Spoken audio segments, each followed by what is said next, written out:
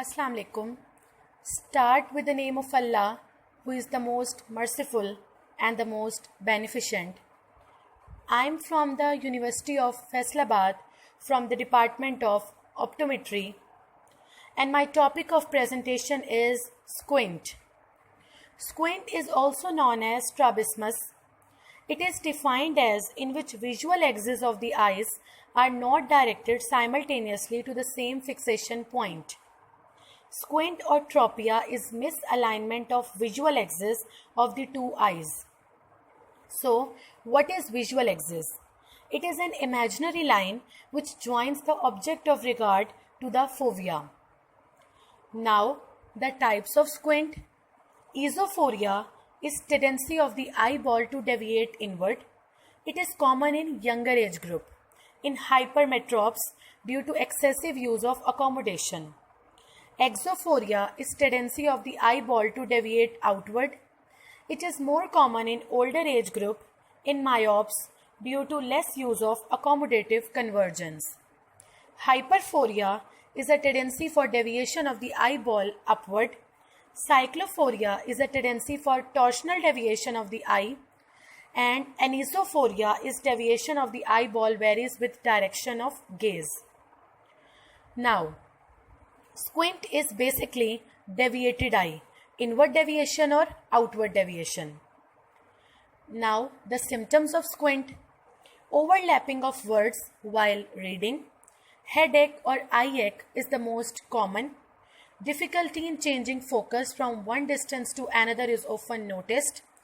Photophobia means sensitive to light is very common, which is relieved by closing one eye. Blurring or crowding of words while reading, and it causes diplopia. Diplopia means double vision. Now, the causes of squint: occupational requiring too much close work such as goldsmith, watchmakers, etc. And the second thing is general poor health, fatigue and advancing age. Now, to detect squint, there are different methods to investigate squint. There are 3 tests. Number 1 test is cover test. Cover test is basically fusion of two eyes is abolished by covering one eye. Second test is Maddox rod test, is to find heterophoria for distance. It alters the appearance of the retinal image in one eye. There is no stimulation given to fusion. Third test is Maddox wing test, is an instrument that dissociates the two eyes for near fixation and measures the amount of heterophoria. Now, strabismus or squint is basically deviated eye. Deviation is towards the nose. It is called convergent deviation, and if it is deviation is away from the nose, it is called divergent deviation. Now, the question arises, do squint correct themselves? The answer is no. A true squint will not get better by itself. The size of squint may reduce with glasses or with treatment to help vision. Most squints develop at some time in the first 3 years of life. Some squints develop in older children and in adults. Now, the last thing is treatment. First of all, vision therapy.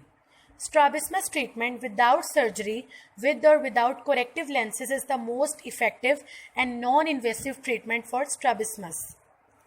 In a vision therapy program, eye exercises, lenses and or other therapy activities are used to treat the brain and nervous system which control the eye muscles.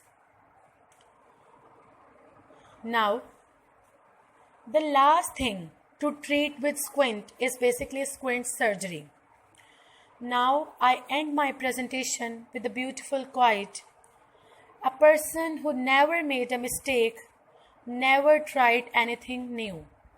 Thank you so much for listening my presentation so patiently.